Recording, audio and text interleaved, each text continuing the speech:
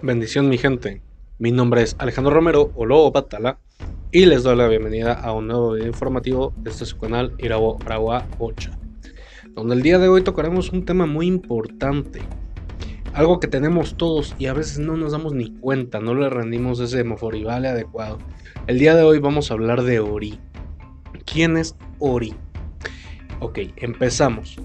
Ori viene siendo la divinidad independiente de cada persona, empezando por decir que vive en la cabeza, que es un conducto bien importante entre Ara-E, que es la tierra física, y Ara-Ono, que viene siendo el cielo, el plano espiritual. Entonces, uno tiene su Ori desde antes de bajar a la tierra y precisamente es el testigo de lo que nosotros escribimos ahí arriba a pie de los Dumare, del cómo va a ser nuestra vida. Así es, uno escribe su propia vida, aunque parezca algo fuera de lo común. Cada quien escribe sus tropiezos, cada quien escribe la manera positiva y negativa en que va a vivir. Y ahí es donde entra el Orisha a cambiar, a hacer que nuestra vida sea un poco más próspera de como lo decidimos nosotros, o si es que algo interviene, quitarlo del camino. Ori, como tal, se parte entre Ori y Nu, que se lo tenemos en la frente, y Eshunipaku. De lo que es Ori y Nu, podemos hablar que es el encargado del Iwapele, del buen carácter, mientras Eshunipaku viene siendo como que una antena y una conexión más directa entre la tierra física y el plano espiritual, que lo atacan mucho los Eleninis, que vienen siendo las debilidades del hombre, los vicios, el mal carácter, los errores que tenemos. Entonces lo llegan a atacar y Eshunipaku viene volviéndose como que el diablito y Ori y Nu viene volviéndose el angelito, que nos habla uno lo bueno que tenemos que hacer y el otro lo negativo. De ahí uno parte el criterio de a quien le hace caso, sabiendo obviamente las consecuencias que nos van a arrastrar cada situación. Ori, como podemos ver en la imagen de a continuación, viene estando precisamente en la mollera, en lo que cuando uno nace se le conoce como la mollera o el orificio que tenemos en el cráneo. Por ende es que a los niños se les cuida mucho y es muy susceptible, pero esto no quiere decir que cuando se cierre nada más, cuando pasamos a una edad un poquito más madura, significa que nos lo debemos de dejar de cuidar, porque por ahí entra y sale tanto lo bueno como lo malo. Por eso es que los religiosos nos tapamos mucho la cabeza, llámese en el caso de los hombres con aquete o en el caso de las mujeres con una quilla, para precisamente tapar este conducto y no entre nada negativo. Por eso también somos celosos en quién nos llega a tocar la cabeza.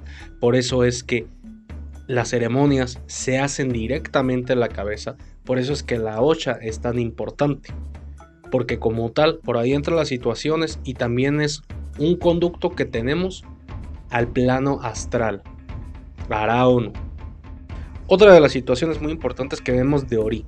Hoy subí una encuesta a la página Iraboragua donde preguntaba quién determina el Orisha Lakpatori, es decir, el ángel de la guarda, el Orisha que nos rige.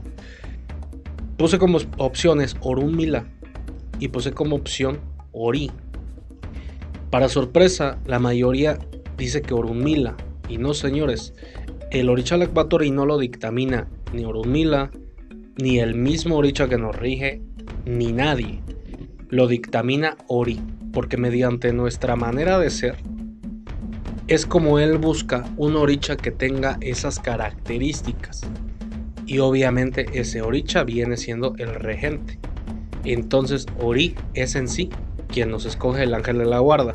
Otra de las cosas, cuando se tira Osote o se tira consulta, cuando se presenta, vamos a hablar del caracol, porque aquí hablamos de ocha.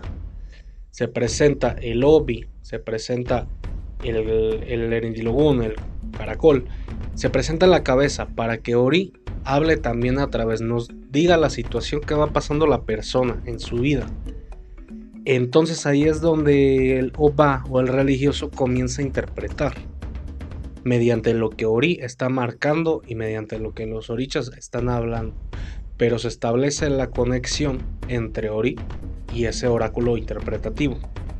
Ahora, pasando a otra parte, ya comprendido esto, pasamos a las obras que nos hacemos para tener un buen carácter, para estar tranquilos, para tener mayor desenvolvimiento, que vienen siendo las llamadas refrescaciones de cabeza y rogaciones de cabeza, que es precisamente para alinear los pensamientos que tenemos, para alinear Ori y obviamente marchemos en mejor camino, de buena manera, y todo se vaya alineando.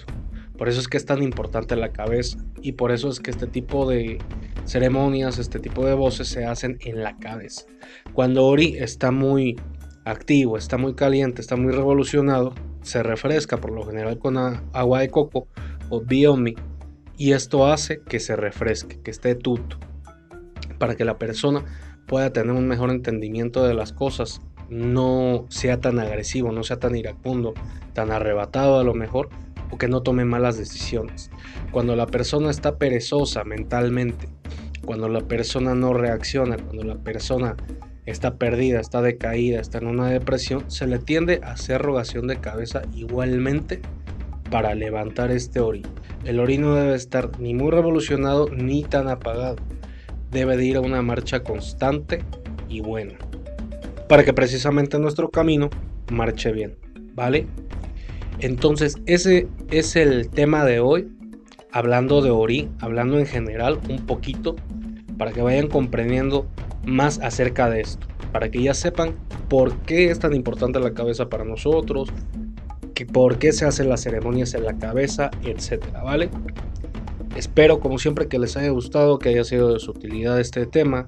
Si les ha gustado, compártanlo, suscríbanse al canal Irabo Aragua 8 en YouTube o a la página de Facebook Irabo Aragua, ¿vale? Mi nombre es Alejandro Romero, o luego Bátala, y no me voy sin antes recordarles, vivan en Iré, no caminen en Osokpo. Hasta luego. Excelente inicio de semana.